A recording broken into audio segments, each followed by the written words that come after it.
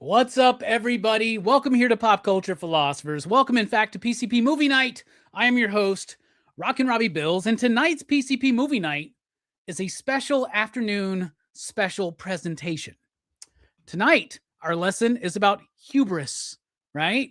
Like the hubris in me thinking last year we did Fateful Findings by Neil Breen. Had a great time. You know what? Let's do a Neil Breen film every first Monday of April. That sounds fun. It'd be a fun April Fool's joke. We'll go through all of them. Here in year 2, we have started with his first movie, 2005's Double Down. Now, last year we did Fateful Findings, had a great time. I was convinced Neil Breen might be the greatest greatest filmmaker of all time. Seriously. After watching Double Down, I want to formally apologize to the panel and to anybody out there watching that has watched this movie specifically for our conversation tonight. This might be one of the worst movies I've ever seen. It's not the worst movie I've ever seen. It's not quite Blood-Sucking Freaks, but it's up there. So tonight's show is brought to you by Jose Cuervo, and the shots start right now. And let me bring in the panel. We got Jelani. Jelani is joining us for the second year of Neil Breen fun. How are you doing, bro? I don't forgive you at all. This, oh God. Yeah. Fateful Findings. That's like Citizen Kane compared to this movie. I really thought that like Neil Breen had it. I thought he was like really gonna get with us, man. But this movie, Jesus Christ, at least there's tuna. At least we know that Fateful Findings was after this movie, so at least he's like on the path upwards. God dang it. Maybe, I don't know, man. And it started and then it finished, and then it was long in between. So, I mean, I got some thoughts about it, but I will never forgive you for this. Yeah, I got some thoughts too. You know, I really hunkered down this year, Jelani, and for each PCP movie night we've done in 2026, aside from the franchise reviews, I have had detailed notes to make sure that I wanted to cover everything I covered. No notes on this one. I'm just running off the dome because like I still don't know what the fuck this movie's about. But maybe some of the panel will help elucidate us, including Matt from Heroes for Hire Comic Club. What's up, Matt? Okay. I got it. All right. Oh, sorry. Hey, how you doing? I got all my laptops and everything. I dare you to drop that laptop and spill some coffee on it, and you need like 3 more phones. Okay, there you go. But that's a good. See the other phones? They're all laid out. Laid out, and I got laptops on top of laptops. Let me guess, Matt, you were the top of your class in college at computer science. Yes, and I was a fighter pilot. I won the Congressional Medal of Honor 5 times. And I'm also a tuna lover. And for some reason, I pass out and help me in blood on my Mercedes-Benz like every 5 minutes. So that's right. As you should. Well, thank you for being here. It seems like you have a very complex life. Yes, I do. And if I don't update this computer, hold on. If I don't set this up in 3 days, there will release a virus that will destroy every major city in the United States. Okay, hold on. Okay, all right. There we go. All right. Also joining us to help understand this movie is Fable. Fable, look at that hair, by the way, y'all. It might be time for the CBC Awards because this dude has let the hair down. What's up, Fable? How you doing? Dude, you guys have me laughing backstage. Oh, listen. Last time when we did a Neil Breen movie, it was I said it's probably the worst movie I had ever seen, and now would like to retroactively give that movie a point more. I'd like to raise my score on Fateful Findings. Because wow, I gave that movie a 5. I gave Fateful Findings a 5 too, bro. I get spoilers. That ain't happening tonight, man. I'll tell you that. What's up, everybody? Good to have you here. You were here with us last year, this, and so was this man who I know is guaranteed to be here every time we cover a Neil Breen film. It's Joe Corello. What's up, Joe? I know it's true. I'm here, and I'm excited to talk about Double Down. You know, I feel like a lot of people here are forgetting that Jaws was far from Spielberg's first film. Francis Ford Coppola directed at least 5 movies before The Godfather. Brian De Palma, you want to tell me the first couple of Brian De Palma movies are worth a damn? They are not. Martin Scorsese, Mean Streets, 3rd movie. So Yeah, the Boxcar Bertha and Who's Knocking at My Door are pretty good, Joe. Yeah, I'm just saying, no one gave a. We can say that in hindsight. At the time, no one gave a fuck. Mean Streets is Spielberg what really. It was pretty good. Not so much. Yeah. This was. Well, you can say the same thing about Ridley Scott, The Duelist. Did people give a fuck about Duelist when it first came out? Right? Yeah, no, exactly. James Cameron, what was it, Piranha 2? Who fucking cares about Piranha 2? I'm just saying. Yeah, you know. I hope Joe's being sarcastic because he's not. I think he's had a stroke. Well, yeah, Christopher Nolan, man. Like his first movie is The Following. Following is a good movie, though, right? Yeah. I would say Following is a good movie, but it's Memento, and then later on, like Batman Begins and Inception and Interstellar and all that shit. They got him. I get what you're saying. It's this dude's first movie, and I understand. The problem is we started with Fateful Findings. And then we went backwards to Double Down, and that was the big fucking problem. All right. Yeah, to be clear, we should have done Twisted Pair. We should. And to be clear, everybody, I want you to know, I thought I was picking that movie. I thought it's like you get confused when you're like, what's the Van Damme movie where he's 2 people? And you're like, surely it's Double Team, right? No, it's Double Impact. It was one of those situations. But anyway, I'm glad to get it over with now because I'm still slightly committed to doing every Neil Breen film here on PCP Movie Night over the years in April and the first Monday of April. But man, we thought we got mad in March Madness, bruh. So let me get into my overall thoughts. I need another shot. So last year we talked about Neil Breen's Fateful Findings. All right. No lime, no salt. That's for bitches. All right. But I needed lime and salt for Double Down, bro. I really needed some training wheels for this fucking movie. Let me get into it. Like so a homie of mine, Clayton, introduced me to the work of Neil Breen. Not familiar with this director, never heard of him. He told me he was like one of the greatest filmmakers of all time, but in a ironic kind of way, right? So I was on board and I watched Fateful Findings with him and a few other people. We were drinking, we were smoking, we were having a good time. It was great. So that's when I was like, you know what? Let's do Fateful Findings on the show. Had a great time last year talking about this movie. Rewatching it on my own, I still had fun with it. So then I decided, I made the bold declaration last year. Next year, we're doing another Neil Breen movie. We'll do all the Neil Breen movies. So I decided, what's the one where he's playing 2 people? Oh, his first movie's Double Down. That must be it. So I picked that. But in hindsight, I'm glad we picked this one and get it out of the way. That being said, I watched this movie stone cold fucking sober. I mean, I was on some weed, but like when you're Rockin' Robbie, a little bit of weed ain't nothing. You know what I'm saying? But like stone cold sober alone, right? I've been working all day on the weekly comic book review. It's been a busy couple weeks. I'm ready to chill and watch a movie and just have some fucking fun. I put on Double Down. Bruh, I was bored out of my fucking mind the entire fucking movie. There's a couple of moments where I laughed out loud. Number one, when his girl gets killed and then he's laying ass up with her in the fucking pool or fucking nowhere.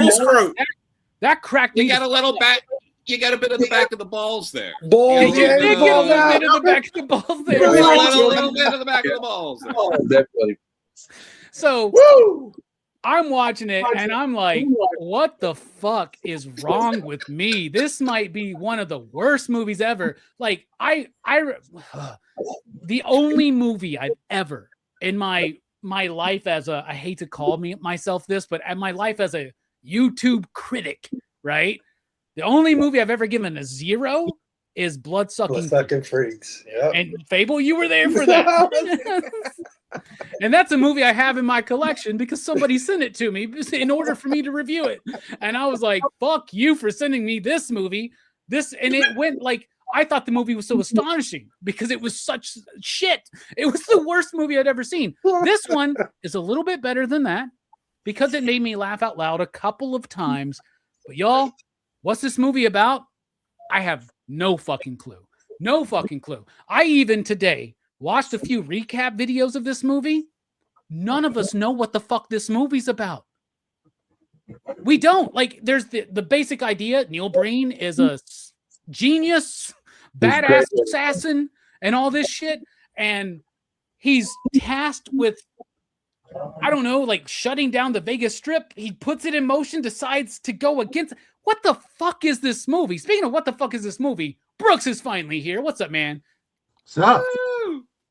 We were afraid that you just dipped out and said, no, I'm not talking about this movie. I got lost in the desert. I fell asleep next to my car in the middle of the desert. This motherfucker. Mercury poisoning from all the tuna. He sleeps next to his car. He's got like random DirecTV fucking satellite dishes that he's ripped off of fucking people's houses. Like all the fucking laptop abuse we saw in Fateful Findings. I see the origin of that here, you know, like the misuse of technology. Y'all, I have no fucking clue what this movie is or what it's a fucking about, but I'm hoping that this conversation lets us know a little bit more. I don't fucking know, man. I saw online they actually have Neil Breen t-shirts that has a picture of a bunch of laptops, cans of tuna, and all that stuff on and it's just Neil Breen special. Bro, this dude, not only does he eat cans of tuna, he almost kills himself multiple times in this fucking movie because he can't eat a can of tuna while he's driving. I don't fucking know. This dude passes out in the middle of the goddamn desert. He can't find the time in the midst of these visions of his dead ex-fiance and his dead ex-parents. What the fuck is going on in this movie? I have no idea because it's also trying to be really philosophical, right? Now, last night, I watched Cemetery Man for the first time. Now, that's a ridiculously dumb movie that's also very grounded in a philosophical pondering, right? Not this movie whatsoever. By the way, if you want to check out my thoughts on Cemetery Man, available for members right now here on the channel. Anyway, I'm going to pass it on and take another shot of tequila. I'm getting drunk tonight, dude. That's what this movie has done to me. Jelani, Double Down, Neil Breen. This was my second Breen experience. I think it's your second experience. What do you think about Double Down overall? Was it double the pleasure? Let's put it like this. The Double Down from KFC is a hell of a lot better than this movie. By leaps. That is the finest sandwich ever created by man. It is 2 chicken breasts fried. And it is basically a bun for the center, which is a layer of pepper jack cheese and 2 crispy bacon strips. I love that you know it's pepper jack cheese. Yes. I love that you have studied the Double Down so much. Best sandwich ever, though. Have you tried Tony Soprano's favorite? You know, the one with the gabagool? With the gabagool? I'm eating the gabagool, but it's not next to the Double Down, god dang. It's delicious. It's a delicious sandwich. And this is not a delicious sandwich. This is a what we call in the industry a clusterfuck. I have never seen a movie that is so poorly edited. So the music is so stock. The footage is mostly stock. The acting is dry and wooden from every single person. The fact that the camera angles are terrible, the fact that no one knows what to say, when to say it, and how to react when it's happening. Yeah. How there are no special effects with the guns when they go off. How Neil Breen uses the same take multiple times in different places in the film. The movie is honestly an hour and a half too long. You could just do this movie like the first 20 minutes is all exposition and none of it makes sense. It never makes it to the end of the film. It is absolutely trash. It is, and the crime the biggest crime of this film, and it should be for everything that we do here at PCP Movie Night, is to talk about this, how it is so boring. It is so dry.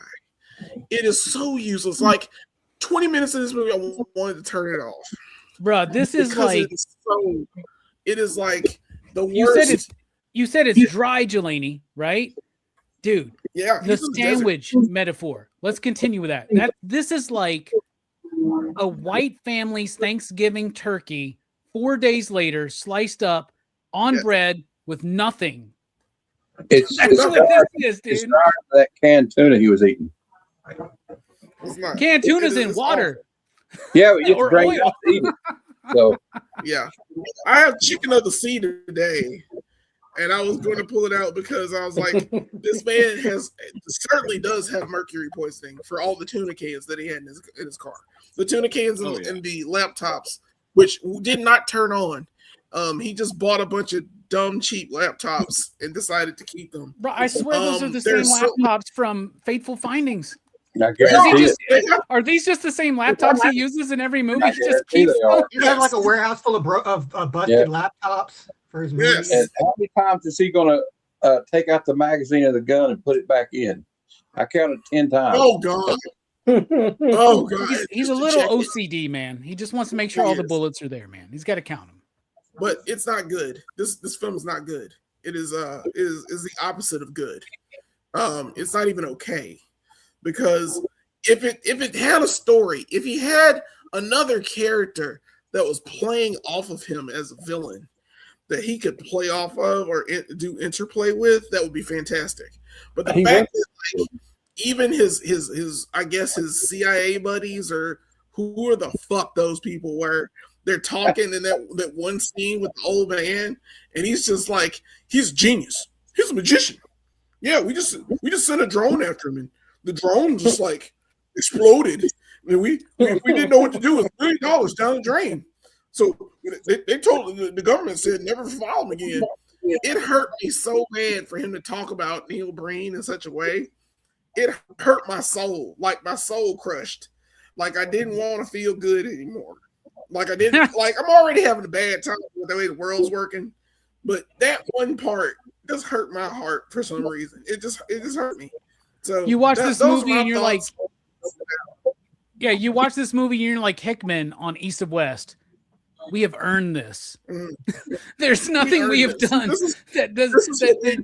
we've deserved what we've gotten, man. You know what I'm saying? That's my favorite thing, man. But yeah, you're right, dude. My favorite thing so far about this review is watching Joe Corallo making mental notes to correct everybody that comes before. But you got to wait a couple more people. Matt, not your first Neil Breen movie, but your first time watching Double Down, right? What did you think about it? No, I've watched it before, unfortunately. Oh, shit.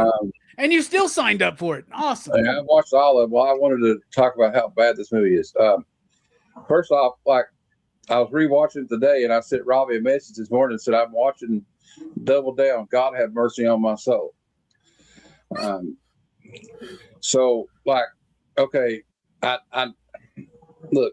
He kind of makes Steven Seagal seem like a reasonable person. I will say this too. He contradicts himself many times in this movie. Like, nobody will dare come near me, but then these guys come and try to kill him. And he's got this imagine. And also, there's a lot of hallmarks of a vanity project. If the movie is written, directed, produced, and starring the same person, it's probably a vanity project, and it's probably not going to be that great. I've seen more charisma in a Rock. It is funny though. This movie is kind of funny though, like especially the scene where he's in the pool with his wife. And it's we met her when I was 7 years old. She's at least 15 years younger than him, obviously. Yep. But Clearly. and like I said, he contradicts himself a lot. And like, is he okay? Is he? I'm worried about him eating all that tuna because, like Jelani was saying, this dude's got mercury poison or something. But like, and then, I don't know. He got most of it on him in that one scene. And like, okay, it's disjointed. It's totally disjointed. Like, is he keeping his wife's body in a body bag in the middle of Joshua Tree? He sure is. Yes. Okay. All right. That's the one thing I understood about the movie. She totally decomposes throughout the movie. And apparently Neil Breen is Jesus. He touches the head of this little girl and says he heals her of brain cancer. But then she dies later. Wait, isn't that because of the rock he gets off of that old guy? I'm fucking confused, man. Right? Like, the old guy played into it, and like, but also another thing, the Vanity Project is the guy is always the greatest super spy, the greatest fighter, the greatest lover, the biggest genius in the world. Nobody can touch this guy's stuff.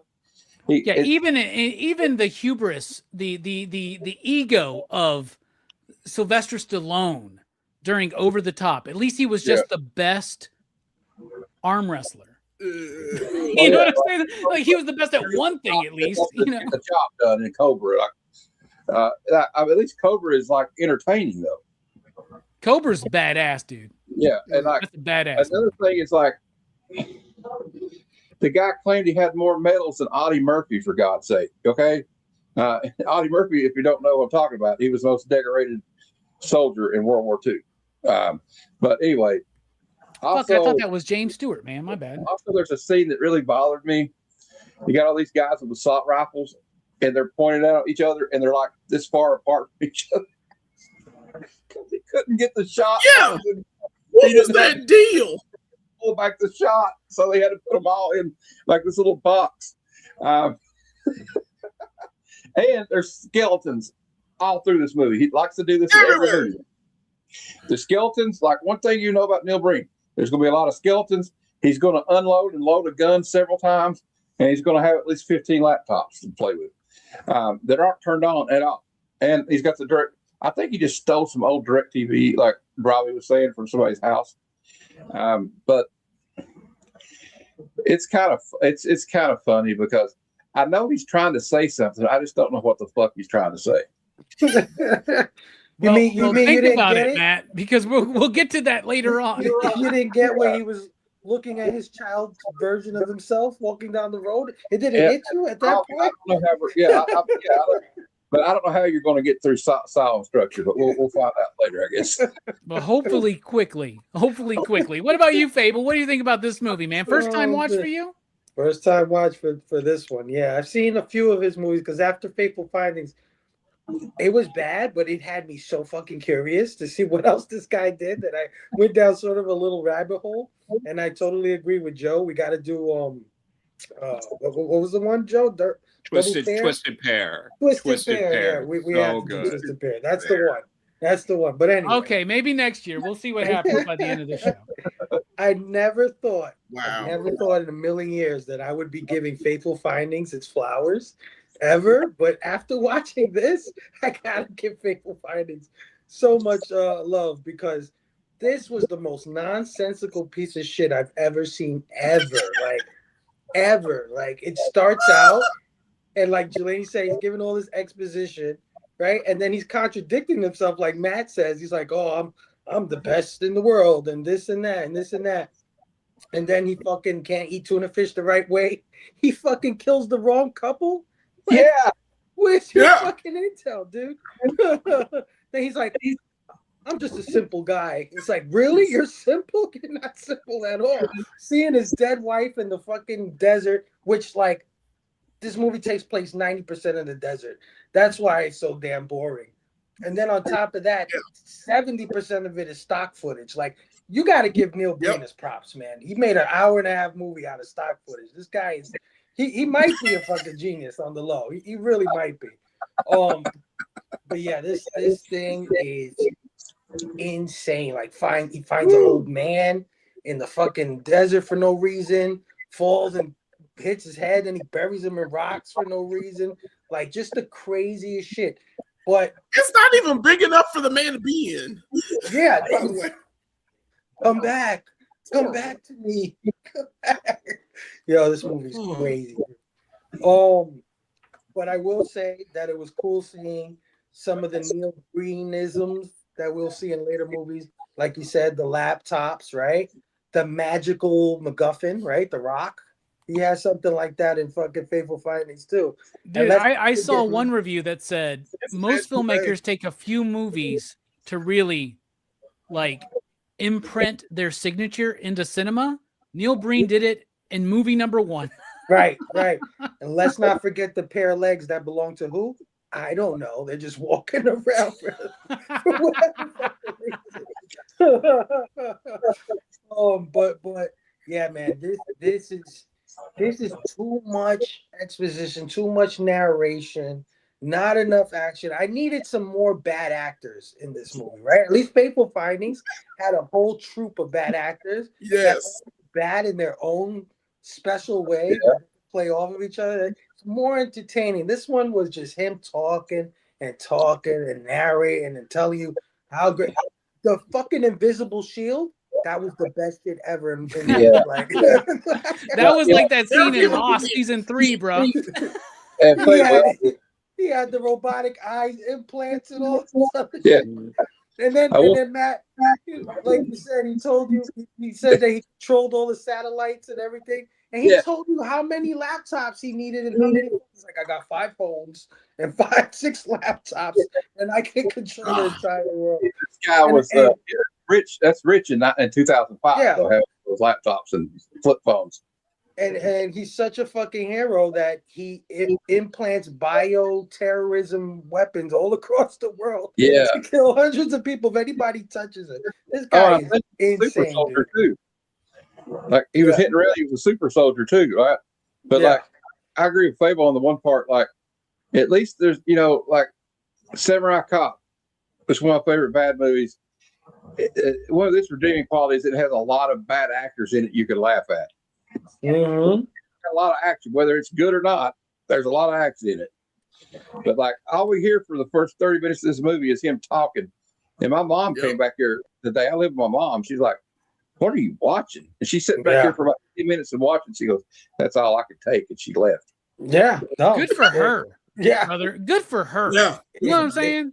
And you're talking about the actors in this movie. Like, I feel like I can't talk too bad about the acting in this movie because I'm like, I don't want to talk shit about my 6th grade biology teacher. It feels like that. Like, it feels like some random fucking teacher you had has been put in this fucking movie, dude. Yeah. Just people, anything else? Shit.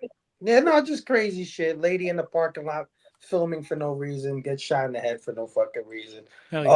How cold was it when he put the lady's body next to the guy that he mistakenly killed? At least you'll be together forever now. What the fuck? He said, "Here's your husband." Yep. This is your husband.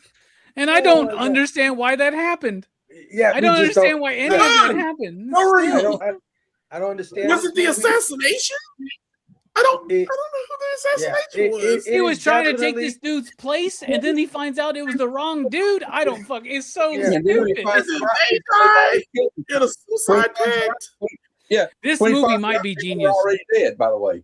This movie might be genius. Yeah, they killed themselves. But yeah, this movie. It sounds weird to say, but it's like the low budget Neil Breen. All his shit is low budget, but this is the lowest fucking budget that he's ever had. I don't know. It's his first movie, so maybe it would have been more understanding for us if we'd all smoked meth before we watched it. But it's true. I can't wait till Joe explains this one, man. Yeah, well, Joe can't wait either because let me tell you something. If you want to know what it was like visually, my experience watching this movie, watch Joe's face for the last 30 minutes waiting to talk on this movie. That was how I felt watching this movie. Joe, tell me what you think about this film. Well, first off, we're over half an hour in and we haven't even gotten through initial thoughts, so not looking good for keeping this under 3 hours, guys. Just throwing that out there. But no. I think we'll run very tight on theme. we might be able to keep theme. Maybe music. We won't have music, lots of discuss, but for sure. Which was all done by Neil Breen. Believe it or not. That's hard to He was fucking the believe, musical bro. director. I swear to God, I But, thought he stole that from some random 1991 PC game. You sure Like, did. That's what I thought. And he might have, but he still credited himself in the movie. But, And catering may have been from Subway, but he still gave himself credit for it. yeah, He's a caterer. absolutely. A lot of the harsh words here. It's very clear that I imagine none of you here have seen the Mark Region classic After Last Season. Anyone? Oh gosh, no. No. That is Not even one. if you want to if anyone here wants to watch a bad movie, I recommend After Last Season, because that's a bad movie. This is but no, with this movie, I mean, if Fateful Findings was Neil Breen's The Fragile, then this is certainly his Pretty Hate Machine, right? Like, get the fuck out of here. If this was Neil Breen's Blue Velvet, then this is certainly Neil Breen's Eraserhead, right? So I hear you. Yeah. And Fable and some others were alluding to this earlier. Like, we're starting to see, like, we see where a lot of Neil's tropes are coming in. We see how he's dealing with such a low budget. Like, we thought Fateful Findings, when we talked about it, was low budget. This has got to be half the budget of Fateful Findings, if not lower. Like, I think you're being gracious. Yeah. Like, and to the point, and there was some hyperbole, but the reality is Neil Breen is the only person who says a line of dialogue for the first over 18 minutes of the movie. Yeah. You can time it. It is over 18 minutes before anyone else says anything. Joe watching this movie with a stopwatch. I love it. You know, it's just, and there's like, so yes, he's filled with contradictions, but also, aren't we all? Like, if you really lay out a man's life, is it not admirable that Neil Breen would lay down, warts and all, the thoughts of a man? Like, I mean, I feel like, you know, so he's going through all that. Obviously, there's a lot of stuff that I think most viewers consider incoherent, poorly edited, not really well thought out. But maybe this was an experimenting of nonlinear storytelling that we won't understand, but maybe the next generation will be able to look at and see what's possible when you're telling a story that's not about the order of things happen, but about the emotional journey that Neil Breen is going on. Because the thing that does remain consistent from beginning to end is we watch this journey of a broken man who is inherently conflicted with his love of his nation and all these really dark thoughts about the direction the world is going in. And in a way, isn't that where we all are right now? As Americans, I want to say, Joe, I want to say something. If I'm ever on trial for murder, I want you to be my defense attorney. Yeah, Joe, you made some good points, Joe's man. trying. Joe's trying, man. You gotta give him props. Though. You made some good points, man. I think you're right too, man. Like this movie walks, or my bad, I messed up the metaphor. This movie crawls so that Fateful Findings can walk. Yeah. And then maybe Twisted Pair can soar. I don't know. Yeah. Maybe we'll get to that. We'll see where we are at the end of this conversation. Brooks,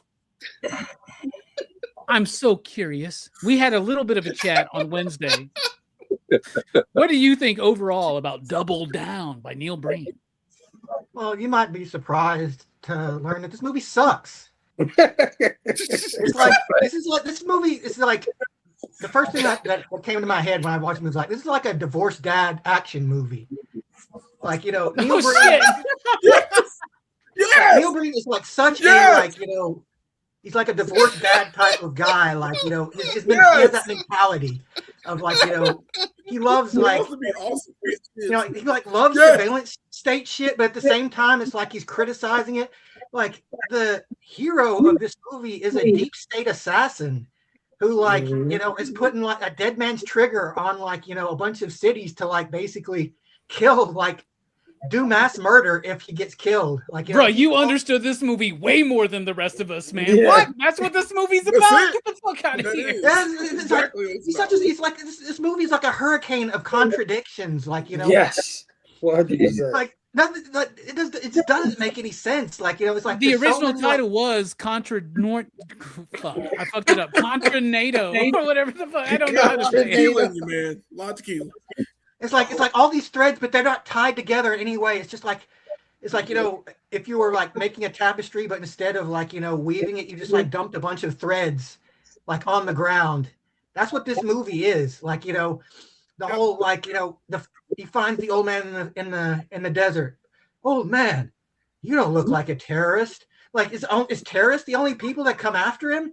And like, you know, he talks about, you know, I guess his deep state handlers like tried to kill him, but like it shows the dude had a bead like on his head, like you saw the red dot on his head, and then I guess he just decides to shoot his girlfriend in the spine instead, and then doesn't take the shot at him. Like, why? Right. Yeah. And he's still They're working both for in like the pool. he's still working for the deep state too. It's like, you know, what is this guy? Well, at that point, he goes to any deep state on any country, right? Like at this point, any country can hire me. Yeah. But then he realizes that he is patriotic. I love this country. Oh, I'm American. When he I falls love down on the the fucking scene. ground, he's just fucking crying. He's like doing like a fucking Muppet baby fit, man. What the fuck is that, dude? Jesus. I gotta take another shot, man. Continue Yeah. on, Brooks. Yeah, but you know that Nanny from the Muppet Babies actually represented the deep state. Like Muppet Babies There is you go. it's a lot darker. Maybe that's where he gets the inspiration for the legs, right? Yep, yeah. the mysterious low man in the desert. Yep. I'm telling you, man. Why are you nailing this? But yeah, I love his denim vest with all of his medals on it that he like That's the brings best. out just to That's put the on, best. and then like he just stands there and then like the next scene it's gone. It's like He should totally been wearing that. That's like the hero outfit, man. Yeah. That would be like his, Spider-Man Captain putting on the America suit. outfit. That would be like Spider-Man putting on the suit at the beginning of Act 3 and then immediately taking it off. Yeah. Like, what? It's like Arnold in Commando when he's putting all that gear on. You know? I need a NECA figure of Neil Breen in that vest on with all the medals. Bruh. Oh, dude, Oh my god! Here's the dumb thing. I would buy the fuck out of that, dude. Oh, dude, I'd I'd have buy that the whole fuck out of thing, that, dude. Even this Breen. Yeah. Anything else, Brooks? Yeah, it's like it's a mess. It does still like have its moments though. Like it makes me laugh, but not as much as Fateful Findings. Like I think you know he was still a little green on this one. Yeah. But it does have its moments. Like it is unintentionally hilarious in parts, but it's like so disjointed that it's kind of hard to say it's like a good, even a solid action movie, because like I have no idea why he's doing anything. It's like is he supposed to be? I'm like he's not. Is he supposed to be a good guy? But like he's a total bastard. It's like it's just too confusing. Well, Like, what's it crazy feels is like that he just hasn't- Joe mentioned something that I saw another reviewer mention. This movie is told out of order. It's non-linear. It is. Yeah. You fooled fucking me, dude. Like I don't like what? like can somebody put a fucking cut together in this movie that makes sense? Then Pulp Fiction made sense to me, man. It's because I he's wearing the understand. same fucking clothes throughout half of those. Yeah, I don't get it, man. But okay. Brooks, anything else? I'm sorry, I interrupted you again, man. Yeah, like there's plenty to get to, but Yeah. All right, I need another fucking shot. There's plenty to say about I this just movie, took I'll say one. that God much. damn, y'all. You're gonna be fucked up, bro. Yeah, dude, that's the point. I'm going to really You'll regret be this tomorrow dead morning. by the end of this. Yeah, you're gonna. This Our is a bones will be in tiny the desert. dude. I intentionally bought a tiny bottle of tequila. Okay, all right. They say that's what alcoholics do. They buy the small bottles. Anyway, so let's get to the characters, the cast of this movie. Y'all, I'm at a fucking loss. Jelani, what's a performance you want to highlight? A character? Just go. Because this movie is so much fun, I'm picking two. Fuck y'all. Oh, I got come on. two. There's hardly One. Oh Bro, no, you're- bro, you wouldn't have picked them. You wouldn't have picked them. I don't care what y'all say. Y'all wouldn't have picked them. Two. One. First one. My favorite. He's my favorite. It's the guy that fucking hits the force field. The guy that walks into the force field for the first time, falls on the ground, and then the next shot, he's got blood running out of his ear. Fantastic. I love it. He's the best actor in the film. Give him an Oscar. I mean, if anybody deserves an Oscar for supporting role, is that guy. Because he's in the movie again, and I'm pretty sure he's the guy that dies with his wife from the wedding chapel. I think it's the same guy. There's a few people that are in here a couple of times that die. Yeah, you're right. Yeah. Dude, you picked one of my so- backups, Jelani. There you go. Sorry. Best death ever. Two. The second one, y'all wouldn't have picked either. This would have been the hooker. The one that he calls to pick up. She's hot. Now listen, she's also in the movie twice. She's the one where he takes the car, he steals the Mercedes to pick up the people from the chapel. She's in the car that gets out of the car, and I'm like, damn, she bad and tall and gorgeous. And I was like, damn, she's nice. I drank that bath water. And then she's like paid apparently the second for $100, by the way. So it's cheap. It's cheap. $100? $100 to be Well, $100 in escort 2005 went a lot further than it does today, man. It You is could have true. bought True. 10,000 gallons of gas in 2005 with $100, man. You know what I'm saying? Hell Could yeah. almost fill up a car today. Yeah, in the middle of the Iraq War. Yeah, in the middle of the Iraq War. So, yeah, I picked her because she was smoking hot and she got killed. And, All right. it made no sense how she died. She died She twice. just laid out. She died twice in the movie. Yeah, that character's in there There's- twice dying, right? I don't know. I could be. Yep. As Yeah, a blonde, she had I've like- seen that. Yeah, She like had the black blonde. hair. She was wearing the blonde wig. Yeah, she Yeah. wore the blonde wig the second time, and then died. And then I was like, "Oh, that's lame." His escort friend that he paid $100 to do this job for him died. At least You know, that if story. if this movie had some titties and some dick in it, it might be better. Yeah. Not Got just balls. ass and back of balls. Yeah, it's got his scrotum in it, but yeah. Yeah, I was not like, just it's not. not just I've the seen scrot behind. All right, good picks, Jelani. Matt, what about you? What's a performance you want to highlight? Well, I got two, but one of them I know nobody will pick. Why the fuck is everybody picking two? I can't even pick fucking one, and y'all are picking two. Get the Mine fuck is out of the here. can of tuna.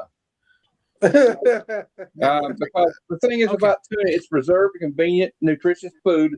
It's sealed in airtight cans. It's full of omega-3 fatty acids. It's a good source of protein. It's got vitamin D and B12 in it.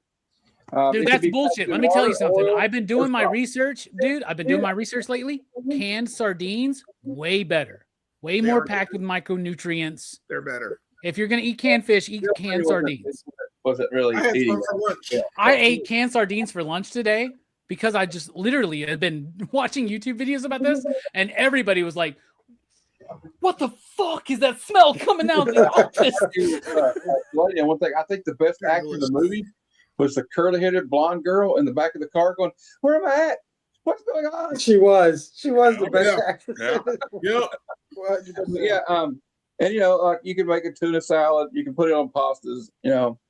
Or if you're Neil Breen, you can just drain the oil out and eat it out of the can with a spoon and spill most of it on your lap while you're driving. Dude, you don't even need to make a tuna salad. Just spread that shit on some bread, and you'll be able to drive at least, right? I hope that was his car and not some car he borrowed from somebody, because there's no way that car probably still smells like tuna fish right now. Yes. All right, we've gone through 2 people so far here on the panel, and we already have 4 characters represented. Y'all are giving this movie weight. Y'all are really trying hard, man, and I appreciate that. I really do. Fable, what about you? What's the performance to highlight? Well, I'm gonna break all of this, and I'm gonna pick 5 characters. How about that? All right. First set of characters is the FBI, the head of the FBI, the head of the CIA, the president, and the senator. When they all went on and said the same line in 4 different fucking ways. Evacuate the strip. There was something about the strip, something like that. Take out the bomb on the strip, or some crazy shit like that. Evacuate the hotel, Vegas Strip. Yeah, that's the one. All 4 of those guys. I'm taking them, and then I'm gonna repeat my pick from last time from Faithful Findings. Of course, the best actor in this entire movie, or actors, are the laptops. Let's keep it real. The laptops are phenomenal. They're never on. They do so much with so little, and then when he breaks them, it's fucking heartbreaking. Like, I'm just like, dude. Wow, it was just powerful. Smashes the one with the rock and all that shit. Laptops, number 1. All right. So far, we've gone through 3 panelists, and we got 9 fucking characters mentioned. That's ridiculous. By the way, name changes. Do not watch this movie on mushrooms. Do not drink a lot of alcohol. Have a lot of other people around you drinking alcohol. Maybe a little bit of cannabis. Maybe then watch this movie. Do not watch this movie on shrooms. If you're on shrooms, watch. Potassium portal would appear before you and suck you in if you try to watch this movie on. Yeah, it would. If you're on shrooms, I would highly recommend the Wachowski Speed Racer. Yeah, that's a good one. That's the first movie I ever watched on shrooms. And there's a reason why I always defend that movie, man. The colors, man. The colors, man. The colors. Yeah. You're really into whitewashing, how they cast all white people instead of Asians. Hey, man. Come on. This ain't Ghost in the Shell we're talking about, man. Get the fuck out of here. All right, Joe. I don't think all right, Joe. Why don't you tell us about your favorite whitewashed character in Double Down? Let's go. Good. Well, that was my problem. There could have been a few more white people in Double Down, but that's woke Hollywood for you. But so I'm shocked that I get to say this character. The love of his life is fiancée. She had to act naked next to him. That is the best acting in this movie. Hands down. She had to kind of kiss him in the pool. Yeah. Like she did her best. And then she had to show bare ass in a pool in a Neil Breen movie. Yeah. And considering where her career went since then, clearly she did it for the love of film. There you go. That's not the game. Oh, here. And he was naked. He was naked. Yeah. He was. Oh yeah. Naked. He was all the way naked, and she was doing her best to kind of be like, let me drift over a little bit to the right. Yeah, I guarantee you. It's a living. Bro, that's the only movie. That's the only moment of the movie where I really cracked up. I laughed out loud. And I was like, "This movie's gonna be awesome." And yeah, Brooks, what's the character you want to highlight? Yeah, much like in Faithful Findings, I think the best actor in this movie is the mysterious low man pair of shoes. in the Yes. desert. Yes. I can't wait till Neil Breen does his version of the Dark Tower, where we finally learn who this mysterious pair of shoes Who is that? attached to. Yeah. It's like, and this movie is like, it's like, why is he even there? Like, you know, there's like, what is the point of him? Like, you know, it's like in Faithful Findings, you can kind of see what he's going with it, but in this, it's just like, you know, it's like everything else. It's just a thing he put in there. It's like, oh, there's a mysterious dude, pair of shoes, and you know, like I said, he's the best actor because I believe that he is a pair of shoes, you know, standing around in the desert. I'm glad you mentioned that. I haven't seen the movies outside of Double Down and Fateful Findings, but I really hope that Neil Breen does a movie, reveals that the feat is Matthew McConaughey, and it's a setup for the next Dark Tower fucking series. And he's the man the whole time. Yeah. I don't know if it's Matthew McConaughey because this pair of feet kicked over a pair of cowboy boots. So I don't know. That being said, the Matthew McConaughey like memoir or whatever he wrote called Green Lights or something keeps getting recommended to me on Audible. I might just have to check that out because I'm a big Matthew McConaughey fan, and I just actually rewatched last night U-571. I love that fucking movie. All right. And I'll be doing a video very soon. Joe, shut the fuck up. Have you ever seen what he did with Gary Oldman where his brother's a midget? What? Yes. Is that a Neil Breen movie, Matt? What the fuck? It's called Tippy No, Toes. it's And Matthew Gary McConaughey. Oldman plays a little person in it. Wow. Yeah. Maybe next like year for sleeps Cruise with his Choice, wife we or all pick something. Matthew McConaughey movies. And we'll see what happens, right? We'll see. But I still feel like we got to do that one year that's all Terry Crews movies. McConaughey.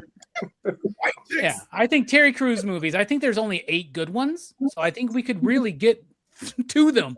Anyway, my favorite character, y'all, I study these films we talk about. I didn't dive that deep in this one. I'm going to go with the Lambo.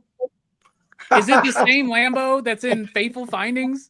Yeah. Right? I think it is. Is that It's a Neil Breen's Ferrari. fucking Lambo? Those He was are a real orange estate cars. agent in Las Vegas. That's a Is it- Ferrari because it has like It's a the Ferrari? tag says Ferrari. Yeah, it it's a shows you what Ferrari. I know about fucking cars. It's a fucking Ferrari. I That's don't the fucking know. same. The Rolls Royce he has is the same Rolls Royce that hit him in Fateful Findings in the beginning. That's the same Rolls Royce. So there's a Rolls Royce in this movie too? Hell yeah, let's give it to that one too. The Ferrari and the Rolls Royce, whatever the fuck, man. Let's move on. Style and structure. Let me tell you about the style and structure of this movie. There isn't any. There's no style. There's no fucking structure. It's all just bullshit. Jelani, what do you think? Same. It is ass. He's wearing that damn tank top, the wife beater, the entire trip. I hate that thing. I hate it so much. I hate that someone gave him a purple heart to put on his vest for He him bought to that wear. shit on eBay, I don't bro. know those other ones. Yeah, I Yeah, know. he got that in It the car hurts. shop. Yeah. It really makes me sad. And I'm like, man, at least he didn't have a Congressional Medal of Honor. If he had a Congressional Medal of Honor, I'd have been so pissed. I have no clue why. It just would have. He made me mentions mad. that he does, but he doesn't have one, right? Like he doesn't mentions like have one. 20 awards. Dude, by the way, real quick, my Yeah. favorite bit maybe in this movie is when he's all like, he gets a call for a new mission. He's like, what do you want me to do? And then he lists like 50 fucking things. Like, you know what I'm saying? It's like that moment with Randall in Clerks. By the way, Kevin Smith did Clerks for his first movie, Joe. Yeah.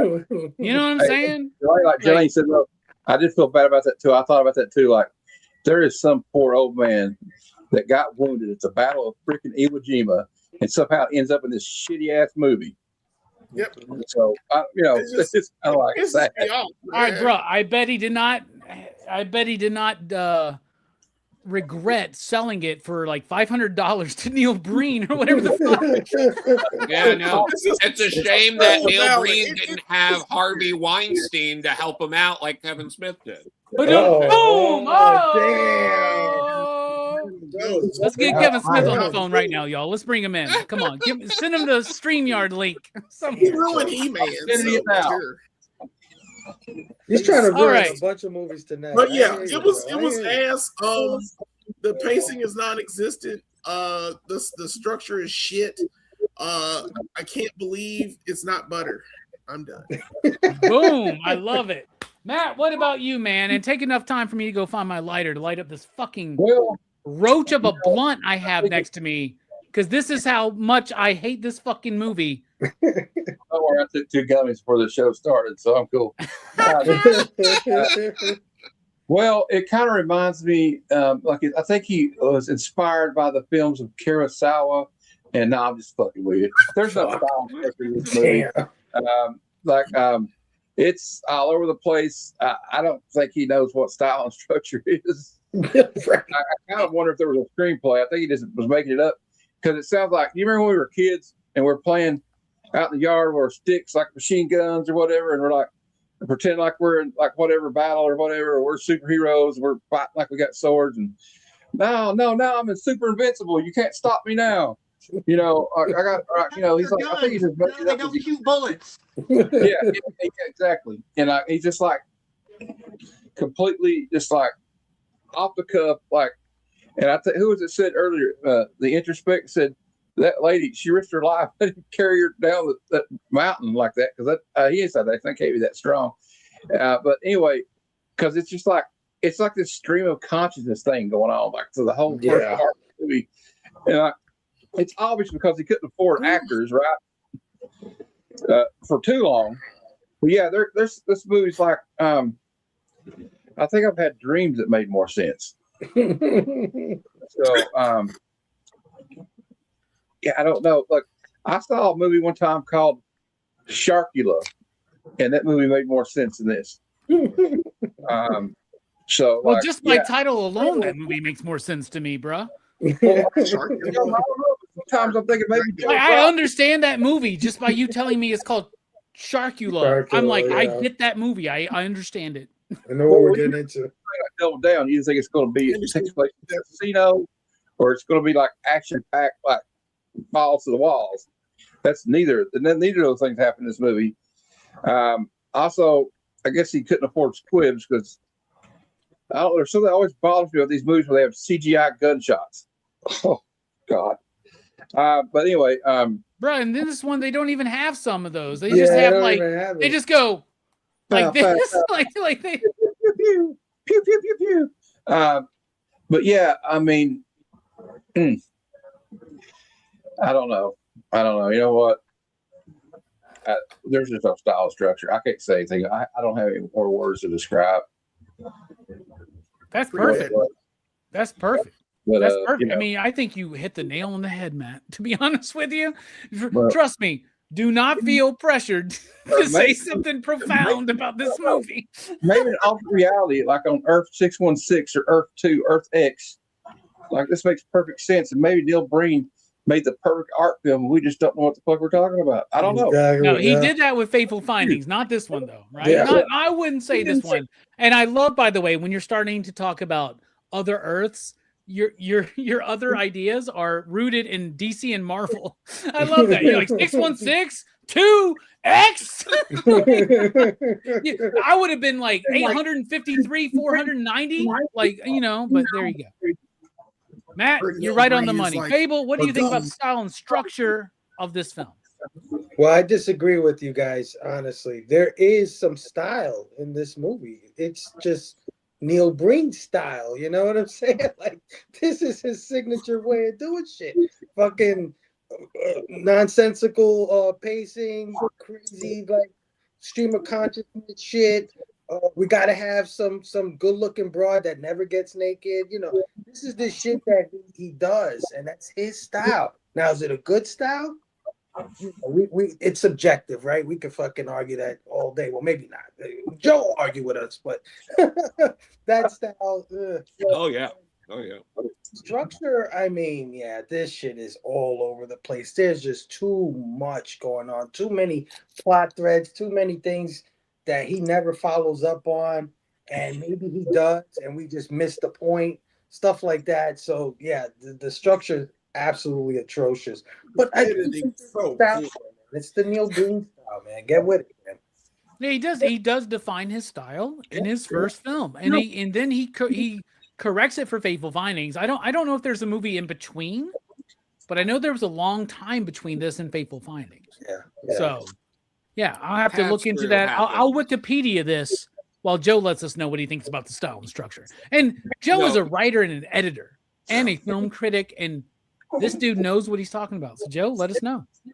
Yeah, well, pass through does happen between Double Down and Faithful Findings. There is at least one movie. It's very similar to both of those movies. Neil is wandering the desert a while. See,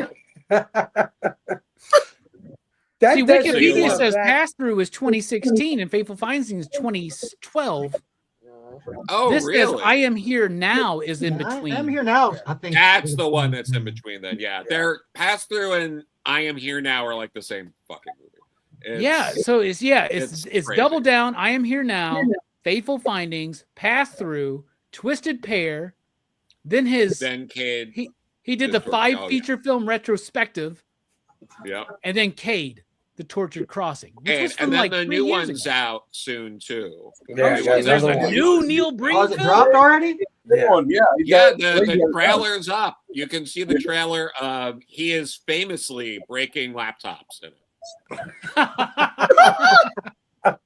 Yeah. It's great. But so style and structure, something I think is really important that's being glossed over here is when we often talk about style and structure here, we talk about, different styles and genre and influences. And Neil, unlike most directors we've talked about ever, he's an auteur who's truly unique. You can't actually trace what his influences are. Like, what are they? Like directing, like in terms of like filmmaking, like he's really like an auteur with his own vision who isn't like most people like this who are making these low budget movies are blatantly knocking off a director or a style that they love, and that's not happening here. And I think that is genuinely worth mentioning because I don't know, dude. There was a 1994 middle school production of Wizard of the Oz that I watched. It was very simple. Pretty fire. And I think that do it yourself, making it happen, no money, writer, director, producer, star, is it a vanity project? Sure.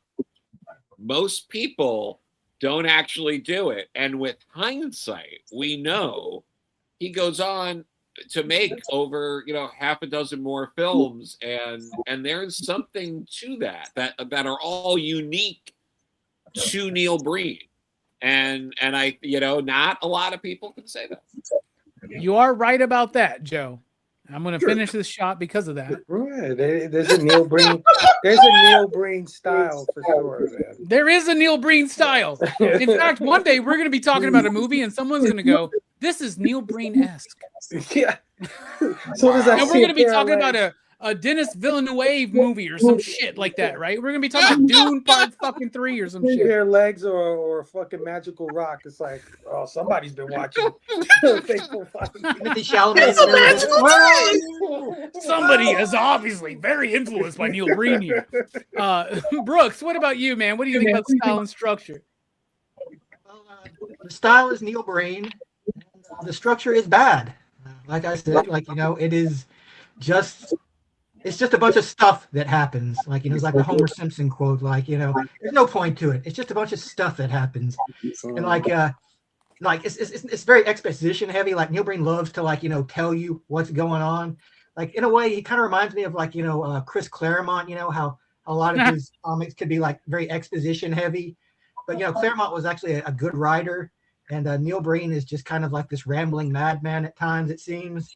It feels like he just wants to he's trying to brag about how much he knows about a CIA spook work type stuff. He's like, oh, it's not like in the movies. You know, everything's done electronically. And I became so electronically, individually powerful that my government was afraid of me and they tried to murder me. But I still love my country and I still work for the corrupt government deep state.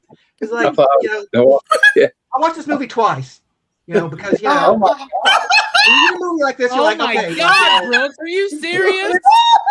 Because like I'm, you know, it's like, you know, you watch me like, okay, let me ask you. Hold on a second. Let me ask you a question. That silent French film we watched last year for Joe's Cruise Choice. Did you watch that twice? Children of Paradise. Do you remember that movie? Yeah, I didn't have to watch that one twice because that movie made sense. It was good. This movie, like, I was confused. Like, so I'm like, okay, maybe on the rewatch, maybe I'll pick something else up. No, there's nothing. Like, you can watch this movie as many times as you want. It's still not gonna make any fucking sense because nothing in this movie means anything. It's just like he's just vomiting up, like, you know, random thoughts. And like, you know, and packaging it as an action movie, like, you know, you got to start somewhere, I guess. And like, you know, this is true. Yeah, it's like, you know, I mean, I get it, bro. Yeah, it's like, you know, for his first outing, like, you know, it's something, you know, it's something, but like, you know, man, I guess Neil Breen is kind of like the Dan Slott of movies. Bro, let me tell you something. I was just trying to look up who did the music officially in this music. I mean, the music in this movie. Neil Breen has a Wikipedia. This movie does not. It's not. It's like recognized on Wikipedia, but it does not have a Wikipedia page. So let's talk about the music. Joe, you said that the music is credited. It said music directed by, I think in the credits, by Neil Breen. Yeah, right? by Neil Breen, yeah. Bruh, this music is totally, like I said earlier, 1990, 1991 PC game soundtrack just laid in. And honestly, it's the best part of the fucking movie is the music. I actually like the music in this fucking movie. I really do. I really like the music in this movie. I really do. But it does feel like it's like a 90s computer game. Like, you remember like Doom and Wolfenstein and shit? Imagine like the first attempt that they said no. Elaborate on that a little bit, man. We have room for more than that. It's better than Nintendo music, but it's like in between, bro. It's in between Nintendo and Super Nintendo with the music score. Don't do Nintendo like that, man. Nintendo has some jams, bro. Dude, I'm not saying that. I'm just saying that this music done in 2005 is comparable to something 25 years previous. Okay, that's all I'm saying. That's all I'm saying. And every Nintendo and every Super Nintendo game and every Genesis game, by the way, let's just throw them into it. 32 bits. Come on, man. You can't fuck with it, dude. Neil Breen's music in Double Down is not as good as any Nintendo soundtrack. And that goes all the way back even to Kid Icarus. Hey, for real. Like, even back then. But it gives me those vibes. I'm smoking this fucking roach of my joint. What do you think about the fucking music, Jelani? Come on, man. Let's not tally too long on this, y'all. Let's be honest, okay? No Notes is perfect. I love this music. It perfectly encompasses what we're supposed to get from Neil Breen. It is stock music. If it wasn't stock music, it wouldn't be as awesome as it is. I know for a fact it's stock music. It has. It is totally stock music. It's absolutely. This motherfucker paid $9.95 in 2005 to get like a month-long trial to these fucking songs, right? Yeah. Copyrighted music. He totally nailed it. I think he was there when it happened. And then he wasn't there when the movie was edited because I don't know if a fifth grader edited this movie or I think Neil Breen edited this movie, man. Yes, I'm pretty sure it says edited by Neil Breen. It's just a shame. There was another editor too. Yeah, he had a co-editor. All right. Did he help about fantastic? But yeah, to edit the music in at the perfect times to match the stock footage of Las Vegas and the trains and all the shit. Hey man, you got to get kudos for that. It's pretty damn decent. No Notes. We're good. Dude. I'm sorry, but like, let's just real quick. When he's showing the Las Vegas Strip, I mean, get the fuck out of here. You kidding me? Yeah, like this motherfucker is making a movie the way I would have made a movie. When I was a high schooler, I wrote a movie and I wanted to make it. If I would have made that movie, I might be Neil Breen today. Do you know what I'm saying? Like, isn't it like so terrible? Like, there's just no like understanding of filmmaking, man. At least they would have had a plot. This dude didn't even read. This dude didn't even read that fucking bitch's fucking book that was like how to write a movie in 21 days or some shit from the heart. Like everybody read that book in the 90s. I read that book. I have that book.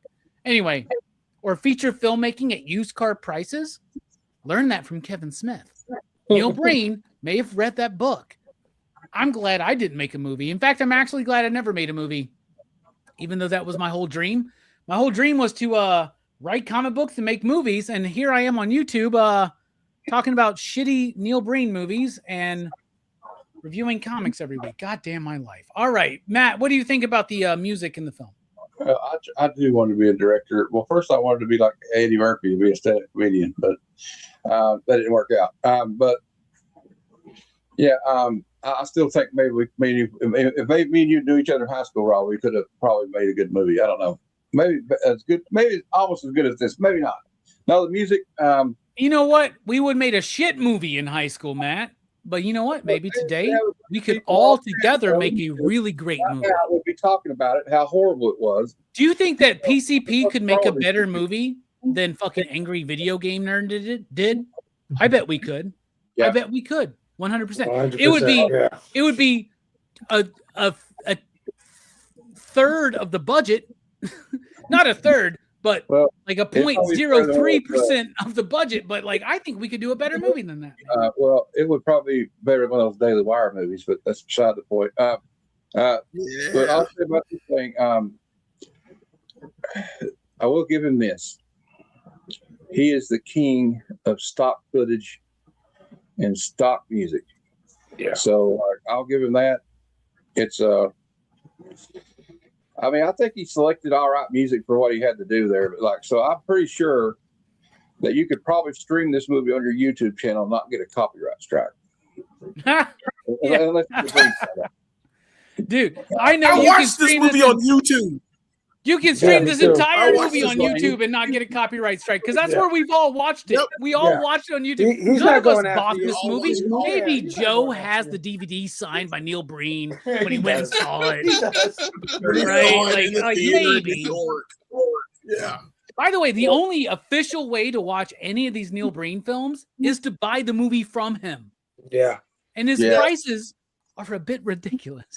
All right. Like, I'm just going to say, because you know what, Neil Breen, I'm down for you. $50, all your movies on physical. Oh no. 30 per physical. Oh, fuck you, Neil Breen. And only on DVD? Get the fuck out of here, man. Get the fuck out of here. I'm surprised Criterion hasn't called this guy. Like, oh my God, dude. I swear to God, Criterion should do a Fateful Findings. They really fucking should, dude. That's an incredibly important film. Anyway, I'm sorry. I don't know if it was somebody on the channel or in the chat, but somebody mentioned earlier, and I think it's a good idea. You should reach out to Neil Breen and see if you can interview him. Yeah.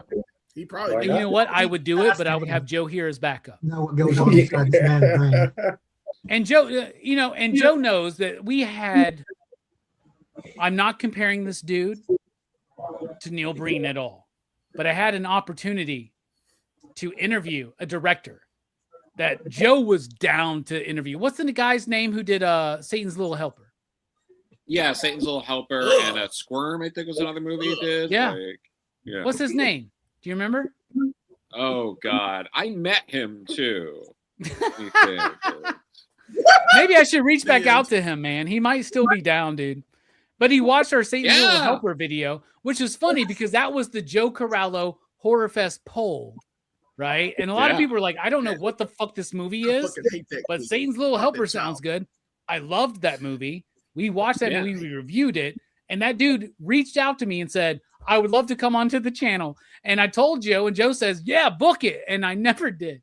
Like, what the fuck is wrong with me, y'all? Like, by the way, whatever your name is, Mr. Satan's Little Helper, we'd still be down. Jeff Lieberman, I think. Lieberman, that's right, Jeff Lieberman. Thank you so much, You told because me he's the done man. other things. Yeah. Jeff is not a Neil Breen. Okay, I do not want to get this wrapped up. But if Neil Breen reached out, I would totally have a conversation with him. But Joe would be my backup. Joe, you'd be there for me? Oh, of course. All right, Fable, what do you think about the music? Yeah, not much to add. It's totally stock music. First of all, there's only like 3 songs on this whole movie. There's only like 2 tracks. And if I didn't know it was made in 2005, I would have guessed he would have been like, Siri, play me something that sounds like it's from Universal Soldier. And that's the soundtrack to this movie. Security deposit by Christopher Frankie. All right, Siri. Jesus Christ. That's hilarious. That really is. And by the way, the name changes. You representing or you recommending the director of Teeth is really funny because I made Jelani watch that movie with no knowledge of what that movie was about, and I think Jelani hates that movie still to this day. I think it may be one of the most traumatic movie watching experiences Jelani's ever had with me. I hate that movie. I don't see why it's so scary. It's true. I know you don't. Vagina dentata. Ever since 2 years of age, Jelani's been afraid of somebody biting his dick off. Okay, so like, it's teeth. I mean, I get it. But yeah, And a vagine? Hiding your teeth? A vagine? No, thank you. Pass. Nope. I'll end it off by Here I saying, go. if we I'm made still our own traumatized. movie, People mention that movie and I cringe. Like somebody mentioned that at a job I was at. I was working, and someone, "Have you seen the movie Teeth?" I was like, "Ah!" and ran to the bathroom. Hell no, never again. Not even. we should do that for Horror Fest this year, man. see? I'm skipping it. Teeth again. I will watch Nah, it. you'll be here, man. That's a good movie, man. Teeth is a good movie.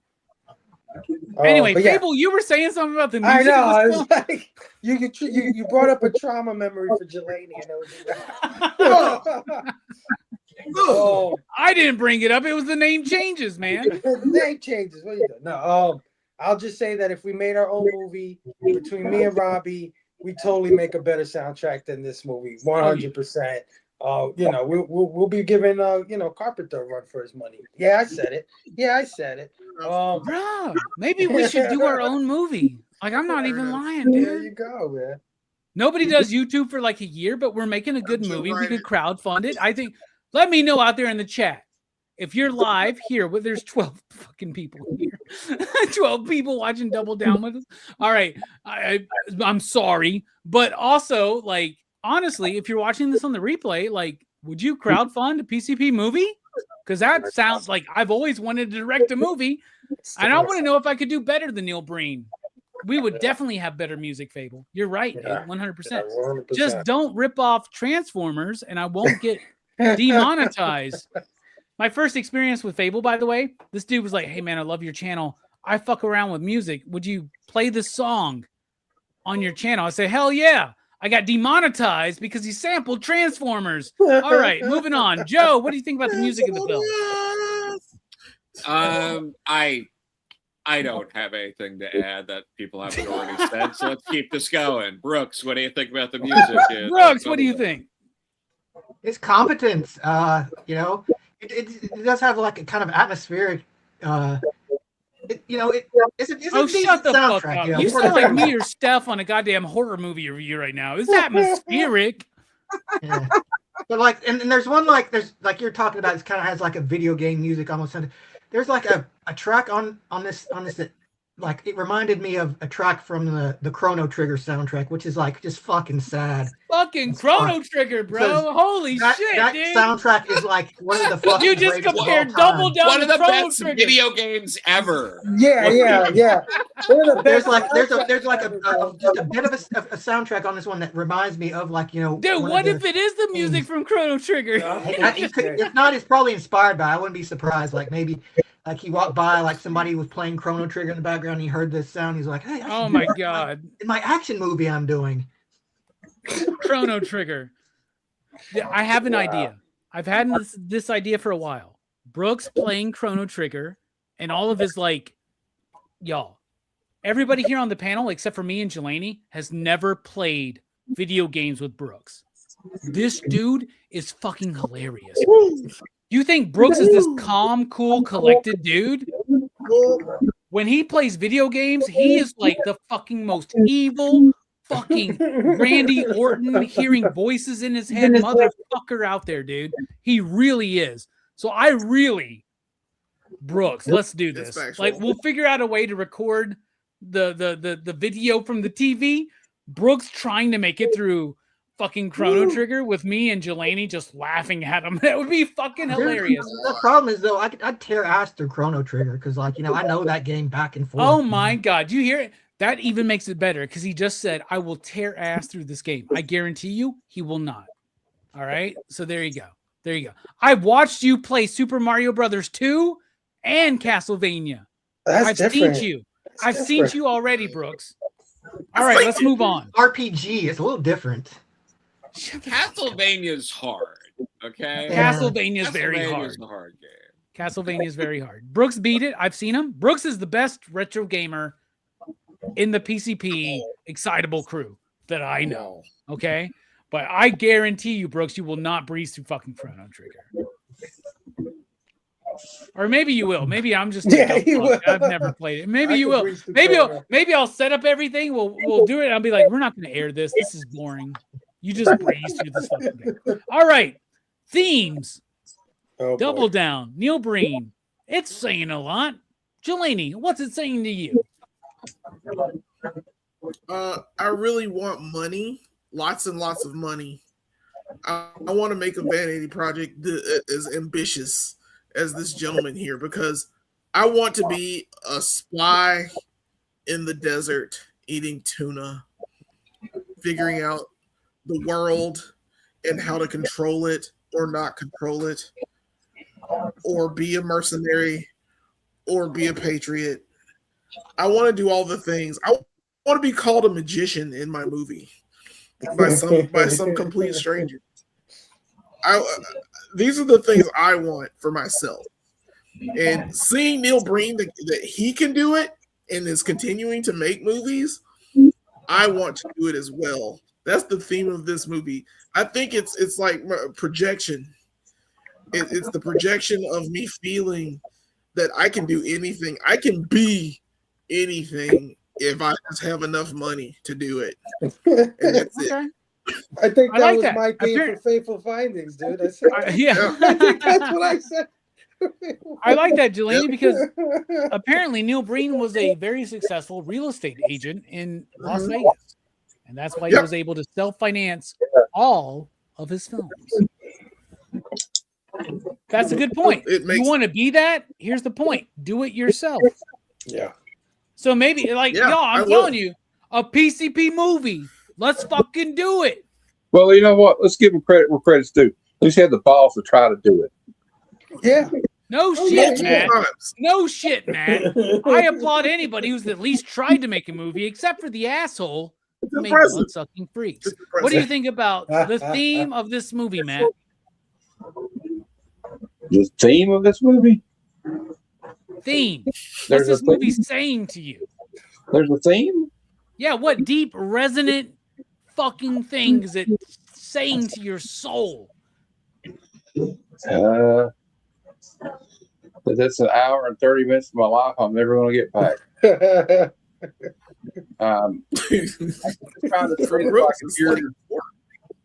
If you're a master spy, former fighter pilot, decorated with more medals of honor than Audie Murphy himself, maybe you should not eat so much tuna and live in the desert. I think that might have been the problem. You know how he's like always passing out and he's scrawling, "Help me" in blood? Yeah. That's his body like screaming for help when he's unconscious going, "Help me." Well, obviously, this movie is about mental health, right? Yeah. It is. The guy's he's not really a good guy in the movie. I mean, he's not really a good guy. He's like, I'm going to set off these biological bombs and kill everybody in every major city in the United States. So, Yeah. Dude, that scene, by the way, when he drops the anthrax. Oh my God, airborne anthrax. That was fun. Was it anthrax? Yeah, it was anthrax. No, and he just goes and like dumps it on that one dude's fucking wrist, and he goes, "He'll be dead in 5 hours." Dead in 5 hours. What, Yeah. dude? That's like, Why dude, are you you're doing stealing that? my idea. I was just talking to Brooks about this idea I had that I developed like 26 fucking years ago.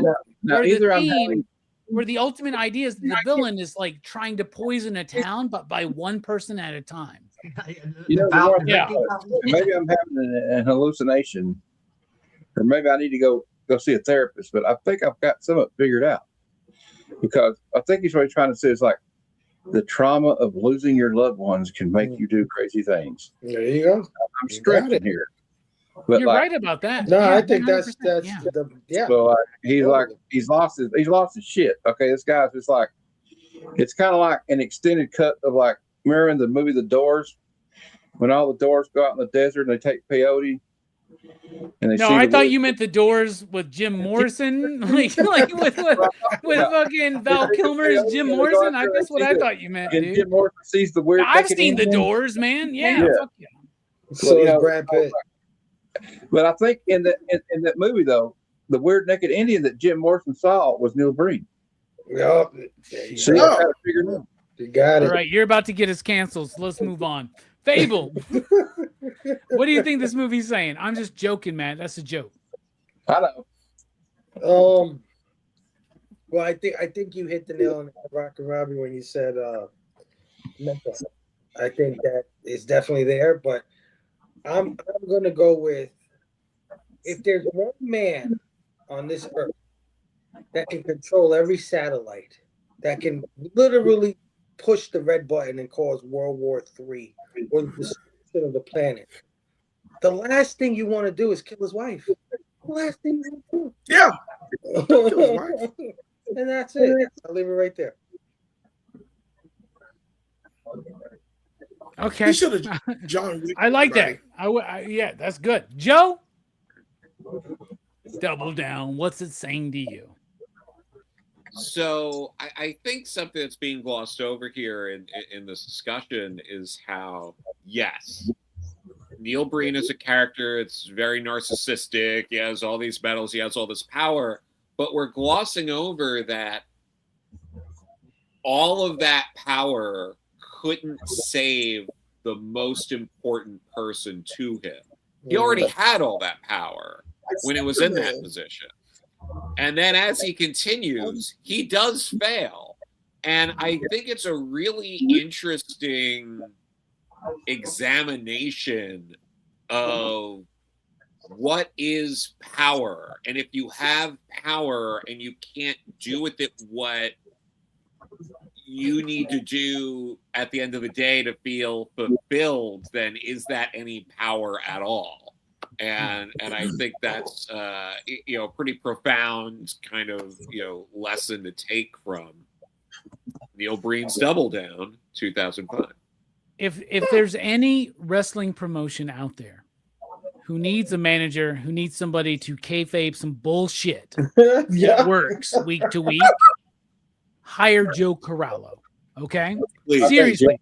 I know there's got to be a lot of independent wrestling in New York City and in the area of New York City. Yeah. Holler at Joe Corallo. His rates are good. His rates are good, and his ideas are great. So he's you're gonna get a bargain there. Literally taking the title of this movie to heart. Like, he's doubling down. Let's double down on this shit. Absolutely. Brooks, what's this movie speaking to you? You're rather profound, as well as Joe Corallo, but he's fucking farting out of his ass right now. What about you, Brooks? What do you think?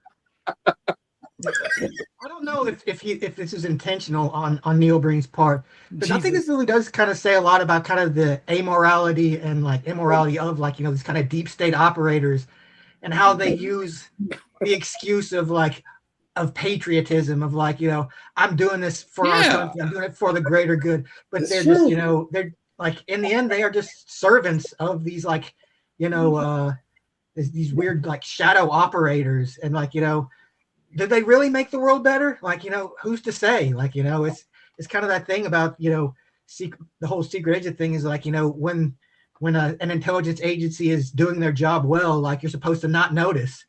And so like, it's this idea that, it's kind of this weird, like old school conservative idea of like, as long as you say you did it for America, or, or you're doing out of patriotism, like you can excuse a lot of like horrendous things. And, that's what this character basically embodies. He is just like, he's like the smartest guy. He's an ex-fighter pilot, all this stuff, but he's just a crony for the shadow government. It's like, this is like, if you're so smart, dude, why are you like doing this? Like, shouldn't you be and like he talked about, I could take them down. Then like, why don't you take down the deep state who killed your wife, man? Why are you working for them? Maybe use your technology to like help world hunger. This guy's like supposed to be like, so like he just killed a girl of cancer. What are you talking he about? He does. Yeah. He died though. He didn't help her. He said he donated millions of dollars to relief. Remember, he was like, I donate all the millions to the relief. He's like, he gives his money to all his charities. He's like, going to kill everybody in the major cities. Okay, yeah, but then he's going to kill everybody though with these major. He kills everybody. Might be the first movie to mention Hurricane Katrina. Yeah. The way he said it was crazy.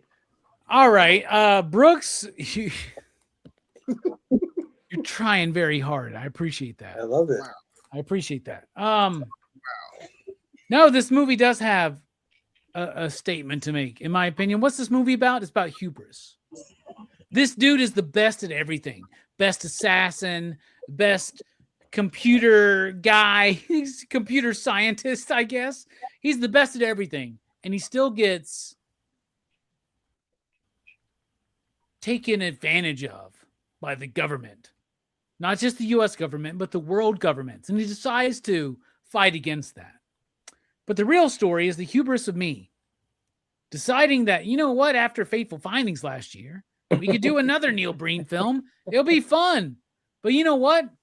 I think I was right. This has been super fucking fun. Yeah. What is this movie about to me? Dude, I'll be honest with you. Fucking nothing.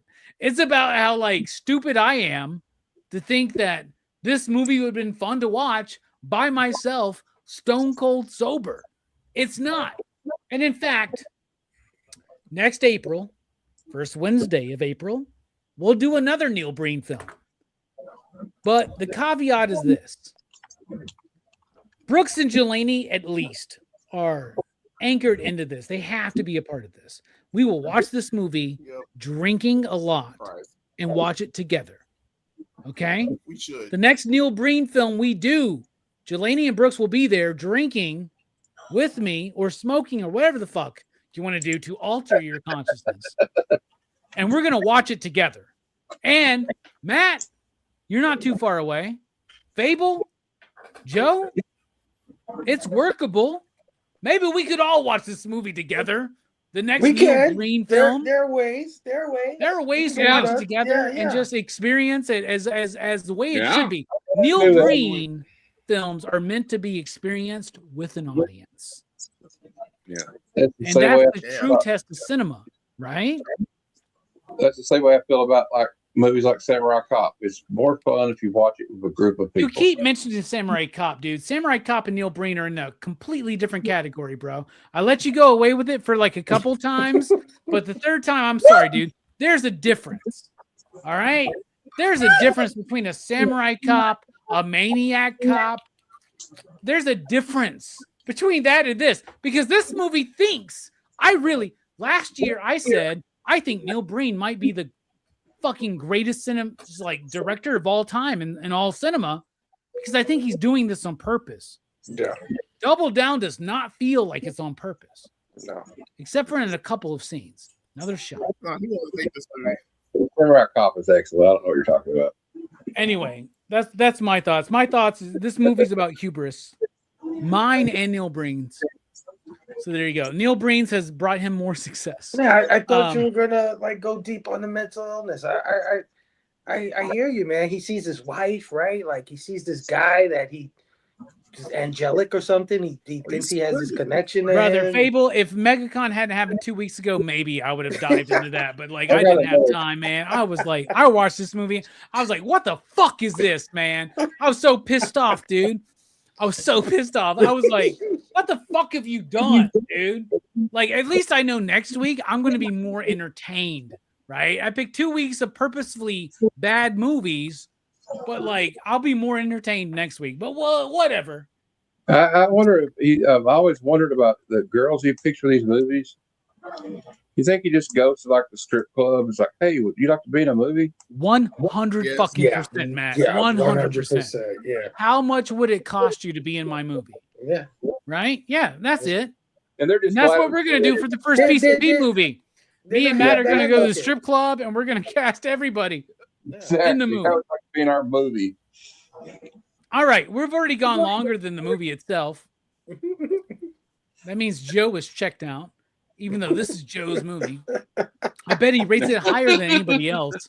You out there in the chat, Oh, what would yeah. you rate Double Down out of 5, you digs? Jelani, kick us off here on the panel. I gave Faithful Findings a 5 because he is an auteur and a genius when I thought at that time. I like Fable will also retroactively drop that down to at least a 3. Well, Fable jumped it up actually because of this movie. I'm dropping it. We're meeting I'm in dropping the it. middle. We're meeting It's in the genius. middle now. Yeah, it's genius, but it ain't that genius after watching Double Down because it hurts my feelings. Double Down gets a 1.5. It gets a 1.5. You dig? Nice. I will not watch this movie again. It's not a 0. It ain't no Hellraiser, whatever the fuck it was. Revelation. That was Oh, God. 9, right? 9? That is a piece of shit. Was that film. Judgment or Revelations, Brooks? You always remember. Yeah, Revelations was, That's the it one was with the people in the house. kind of soft reboot one. The first That one was the didn't bad have one. Doug Was Bradley. Revelations? Yeah, that was it was like the first movie that didn't have Doug Bradley as Pinhead. It's the worst one. Yes. Yeah, that's the worst. It's the worst one. Yeah. That is It's the the worst worst one. Yeah. It's That a is piece the of worst shit. one. There's only 4 And, Hellraiser it movies. is Anyway. shit. Oh, Not what's the only is name it of the that worst movie? one- What's Hellraiser 9 called? Is it Judgment Day or Revelation. Judgment was the one after. Is it... Oh, Judgment's the good one. Yeah. Yeah. So Revelations is the bad one. Revelations is Yeah. the bad one. Okay. That's the one that Revelations they were all is the trapped in the house. That's kind of like the lowest of the low as far as PCP movie night goes so far. It's I a think. piece of shit movie. It's Yeah, like it it's like is, a negative man. nothing. It's a And nothing. I'm It's a very nothing. forgiving of that entire franchise, but that You movie are. does Yeah. suck, dude. That movie is ass. That's the one but- movie that we've all been in agreement on, except for like a 5 You Digs type movie, right? That's Yeah, like it is fucking that's like the horrible. worst movie that we've all been in agreement. That is the worst. I will never watch that movie again. I will never watch Double Down again. I know I won't. No one will force me to do this. I don't think I'll ever watch this unless I'm movie. in hell. Yeah. Punishment. I will never watch this movie. I Again. don't know how. It was good- so But will you boring. watch another Neil Breen movie, Jelani? I will, of course. I want to see how deep the rabbit hole goes. But I will never watch this piece of shit again. So, It a just- there's no point. 1.5 from you, right? Yes, 1.5. You dig? It is shit. I will not watch it again. All right, Matt, what are you thinking? Well, I think if they show this movie in a war zone, all the enemy combatants would throw their weapons down and surrender. This? give it- Holy shit. I'm going to give it a 1. And the only reason I don't give it a 0 is because I've seen a movie called Sharkula and Ginger Dead Man starring Gary Busey. Both of those movies let me know what the fuck they're giving me though. I'm expecting some fucking double mint gum or some twin shit in this movie, man. I'm sorry, Neil Breen. I give you 1, but I give you a 5 for effort, Neil Breen. There you go. All right, a 1. So we got a 1.5 and a 1 so far. What about you, Fable?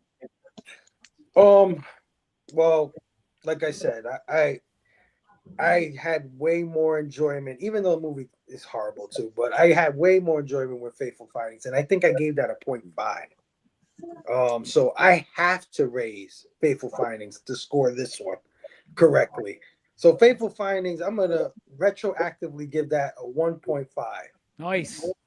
And then this one, I'm gonna give it a 0.5, which is what I think I gave Faithful Findings, and mostly because I was so disappointed, man. I was just so disappointed. I thought I was gonna see more I mean, there were some ridiculous shit in this movie.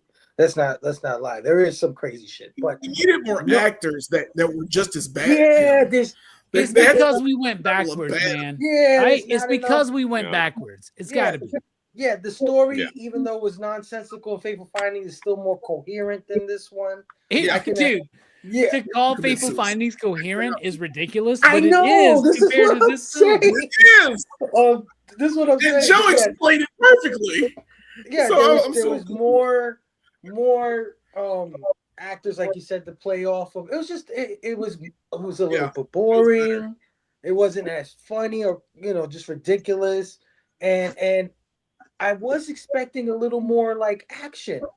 I was thinking there was going to be a little more fights and then to laugh at the choreography of the fights, right? Like, because I would love to see Neil Breen do like choreographed fights and stuff like that. That's what I thought I was going to see.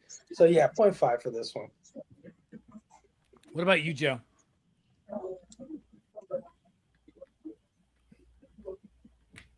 Double Down isn't without its flaws. I think we all agree. So me, similar to Brooks, I also watched this twice for the stream, and I had watched it earlier in the year, and I had already seen it at least twice. This was my 5th or 6th time. Holy shit, Joe! That's commitment, man. Damn, Joe. So it was my first Neil Breen movie. Maybe actually, when we do the PCP comic, we should all work with Neil Breen. We really should.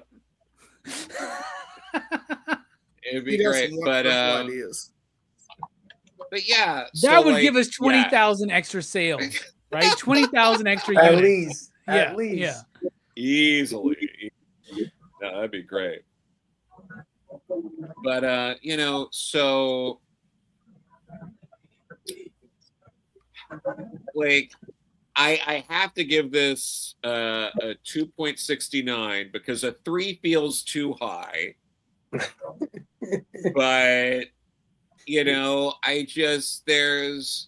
there is something here, and with the benefit of hindsight, we know the greatness that gets achieved later on. So I think a 2.69 is fair. There's a reason why Joe is one of my favorite panelists on PCP Movie Night, and this is a reason why. What about you, Brooks? What do you rate this film? Jesus. For the love of Breen, I'm gonna pat it a little bit. I'll give it a 1.5. This movie, it sucks. And all you're saying, I never watched this movie again. I think I would love to introduce somebody to this movie and watch them try and watch this movie and comprehend what it's about. I think that would be extremely entertaining. But that being said, it doesn't even have I think the most glaring flaw in this movie is it doesn't have the one-liners Faithful Findings. It doesn't have a no more books or it just doesn't have those memorable lines. I saw it. I'm a witness. It doesn't have any of those. I think that its main line from it I remember is "Where are you? Where are you?" And it's more in the line history than the line itself. So yeah, it's like you said, you gotta crawl before you walk, and this is Breen's crawl, and it's not good. I mean, what do you expect? And he does crawl a lot in this movie. So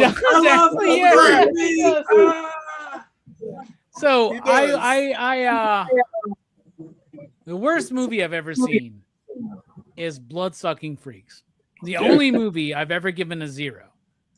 I've never given a 0 to a movie on PCP Movie Night because honestly, I'm not that kind of show.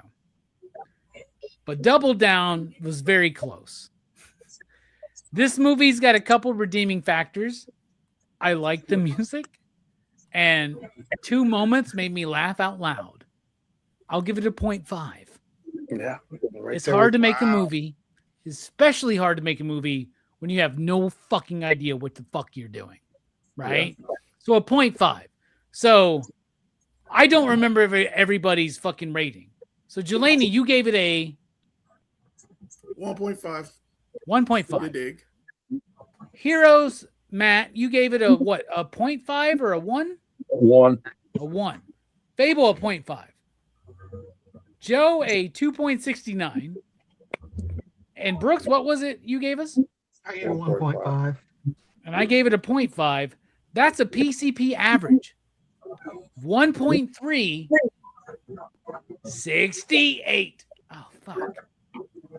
Just a 68. Just a 68, man. Right there.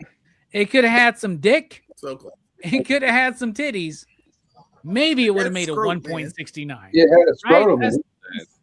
Like I love a show where Robbie ends up being one of the biggest haters in the panel.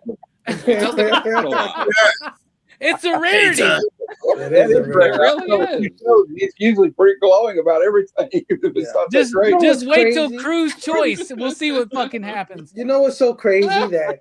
that Blood-Sucking Freaks has like an insane amount of titty and dick, and we still hated it. That's the crazy. Well, because that movie's really bad, dude. I don't know if anybody's ever seen Blood-Sucking Freaks. I've never seen that. I don't think I want to. All right, just so everybody knows, because we did this on Dylan's Horror Show and not on PCP Movie Night, the lowest review score I ever have given on YouTube is a 0, and it's only to Blood-Sucking Freaks. Yeah, and I even said, I like this movie, but it's the worst movie I've ever seen. Yeah. It's 0. By the way, I've never watched it again. I own it on Blu-ray. I may never watch that movie again. I don't like that movie was just so bad to me. It's terrible. It's terrible. My buddy David, he is a big movie lover, and he has a quote that maybe he stole from someone. I think he did, but I like to take this. The only unforgivable sin of a movie is being boring. Yeah. A movie can be bad. Yep. But if you're boring, that's the unforgivable sin. Blood-Sucking Freaks is not just atrocious and in total bad taste. It's also boring. Yeah. This movie is in better taste, but it's boring as fuck. So a 0.5, that might be the lowest score I've ever given on PCP Movie Night. Maybe? I don't know. We did all the Texas Chainsaw Massacre movies. I have to revisit what my ratings were on those. I'm sure there's one Texas Chainsaw movie that got a 0.5. Maybe Leatherface. That movie sucks. God, Leatherface is shit. Yeah. Oh, I hate that movie. Yeah, Leatherface is really bad. All right, let's move on. Great show, everybody. We just wrapped up Double Down. Next week is a movie that's more entertaining for me, but maybe not for some of the panel. But it stars Bruce Willis. And to me, this movie is glory. Next week, we're talking about Hudson Hawk, y'all. You know that it was building up to this. You bought me this DVD. I still cannot find it anywhere. I don't know where I put that fucking DVD. But it's on Tubi, so everybody can watch it on Tubi. But, man, I'm not even lying. When this movie came out, like, early 90s or some shit like that, maybe mid-90s, early to mid-90s, I fucking loved this movie. And I've never not loved this movie, man. So I'm excited to defend and apologize for Hudson Hawk next week here on PCP Movie Night. All right, Jelani, what you got coming up? Thank you for being here. Yeah, this movie was ass. We can do Neil Breen later, I guess, but this was ass. We will do another Neil Breen film next year. First Wednesday of April, we'll do it. I think Double Down's got to be the lowest of the barrel, right? Joe, tell me it's the lowest of the barrel. It is. I think so. Yeah, I think it is. so. And Fable, you did the deep dive after last year, right? It's the lowest of the barrel, right? Absolutely. Twisted Pair's better than this one, right? Twisted Pair's great. Yeah, Twisted Pair next year, y'all. Let's do it. Twisted fucking Pair. Robbie's going to get it right this time. I want to be back to that one. Sure. My man Neil Breen discovers green screen and fucking do-it-yourself software, Trust me. The Twisted Pair is the one. Hell yeah. All right, Jelani. Final thoughts. What you got coming up, man? Tell us about Go Figure reviews, and anybody out there with a wrench in the chat, throw out the links, please. Yeah, so we do stuff with me and Brooks called Go Figure Reviews. It's a show and tell channel. We show and tell toys. It's kind of fun. Recently, we did one that was called the Grizzly. It was Marvel's Grizzly. It's an Amazing Spider-Man figure. I know a lot of people weren't excited about this figure, but this figure's badass, man. It's pretty badass. It's basically a repaint of Ursa Major that was a Build-A-Figure, but now this other guy, which is pretty cool. And also, we did another video with the Joker. And this is McFarlane Joker. Is this the one that supposed was to be like? Jack Nicholson? Yeah, was this the? I was about to ask. Is this the one that was supposed to be '89 Joker, but they couldn't get the likeness rights? They couldn't get the likeness rights for Jack Nicholson, but it looks like Randy Quaid. I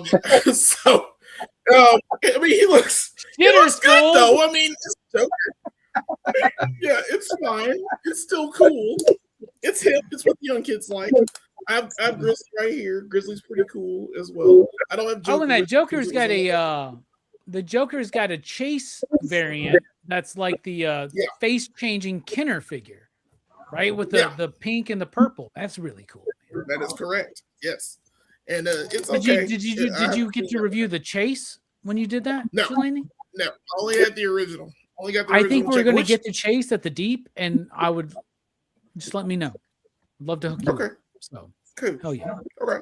Oh yeah. I like the Joker. So yeah, I mean it's passable. It's a passable figure. Check us out. Go Figure Reviews. We do house tours. We do a whole bunch of other fun stuff. Yeah. Get out there and go figure. Metal Elf says, I don't have any mods in the chat. If I was on YouTube right now instead of StreamYard, I could make you a mod, but I do have Fable. So Fable, get to work. Matt, what do you got? Tell us what you got coming up. I know you got a few shows. You do a lot of shows every week, brother. Yeah, I do a lot of pre-recorded videos too. I got a bunch of reviews that I already released, but before I show the thumbnails, I did review the new Bizarro comic and Daredevil issue 1. But the Bizarro was my pick of the week, by the way. I thought it was a very interesting book. It's kind of like I kind of watched your review too, and like I'm you. I didn't know where it was headed at first, but I liked it. All right. So I don't know what order I sent the thumbnails in, so just show each one of them, and I'll explain what they are. Okay, this is Wednesday at 9 p.m. Eastern for Heroes for Hire Comic Club movie reviews. We're reviewing Major League starring Tom Berenger, Charlie Sheen, Corbin Burnson, and Wesley Snipes. And we'll ask the chat and the panel, is this the greatest sports movie of all time? It may not be. Okay, well, yeah. Well, it's kind of a title. It's kind of a title, Jelani, to draw them in. You know what I mean? It's called clickbait, Jelani. Yeah. I know what it is. Don't explain to me. Sunday Super Show Extravaganza Nerd Explain. I mean, that's at 9 p.m. I mean, 6 p.m. Eastern on Sunday. I go over the new comic day previews and a little comic speculation on what's hot, trending comics people are buying. Spoiler alert, a lot of ASM here lately. All right, you can go on the next one. And tomorrow night at 7 p.m. Eastern, for Comic Conversations, my guest will be Shags Comics and Toys. He's an Instagram creator. Pretty cool dude. And he's going to be doing a giveaway in honor of being on my show. He's going to be giving away 2 of the Daredevil issue 1 variants. I think one of them's the top is the Peach Momoko variant. And I think, I could be wrong, but I think the other one is like the Daniel Warren Johnson variant. And he's also giving away an Eternals Todd Knock cover signed by Todd Knock. So if you're in the chat, show up and maybe you'll get a free comic book signed by Todd Knock. Heck yeah. I bet those Daredevil covers were blind bags he pulled that he didn't want. I guarantee it. You got room for Major League, bro? Yeah. On Wednesday? Is that Wednesday? Wednesday at 9 o'clock Eastern. Book me in, man. I got you. I love Major League, and just to bury the lead. It's not the greatest sports movie of all time. Well, don't tell them that. That's Bull Durham.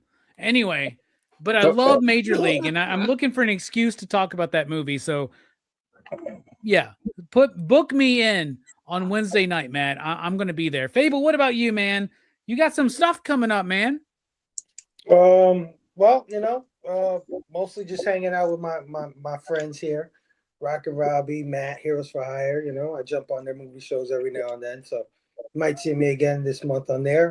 And yeah, starting May 1st at 9 p.m. Eastern on my channel, the return of Blame Fable. Finally, after 4 months, we're back, and this time, we always do like a moniker for the show. Like last season, we did the all new, all different Blame Fable show. This year, we're doing Absolute Blame Fable. So I can't wait for that to come back, and I'm trying to bring in a bunch of new faces too into the crew, rotating. So yeah, be on the lookout for that. May 1st, 9 p.m. Eastern, Friday night, man. One collection down. Joe, thank you for being here. Final thoughts. You get what you got? Can you announce something yet, Joe? God damn it, man. I really want to announce stuff, but they don't let me. I swear I'm doing stuff, guys. Look for it. But I guess Joe's just sitting at home, by the way, by himself, fucking just playing fucking PlayStation 3.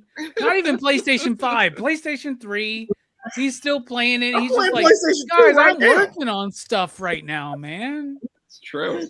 I'm working on my Echo the Dolphin story on my Dreamcast right now, man. There you go. Dude. But I guess who has the rights to Echo the Dolphin? Sega? Do you think we could get Neil Breen involved on that, man? Make an Echo the Dolphin movie?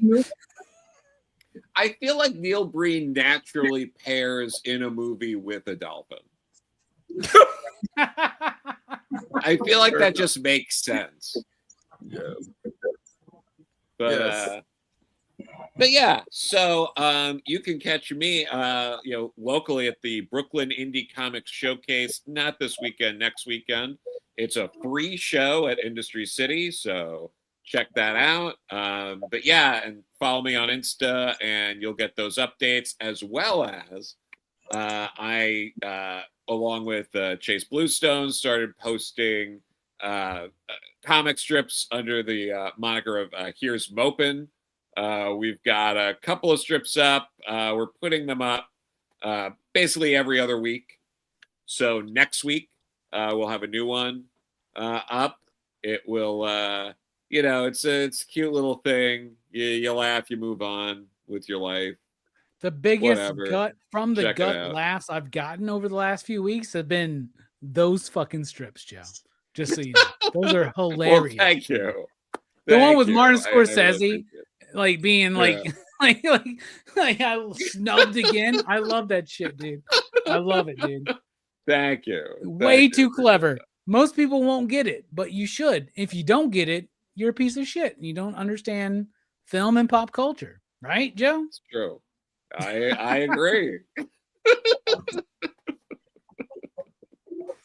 For everybody watching here at the end of the fucking 2-hour Neil Breen fucking double down review, Brooks, Jelani's already talked about Go Figure reviews. So why don't you give us some very profound final thoughts? Like I said, Go Figure reviews with Jelani, and my figure that I've been messing with tonight is Dark Avengers Spider-Man. It's basically a black costume Spider-Man, but he has 6 arms, which is cool. Nice. Sweet. But yeah, I think there's another lesson at this. I don't know. This like I say, that's the hard thing about this movie is like it doesn't have the one-liners for me to deliver. So I've been like trying to rack my brain trying to come up with one. But I think the best one I can come up with is, old man, you don't look like a terrorist.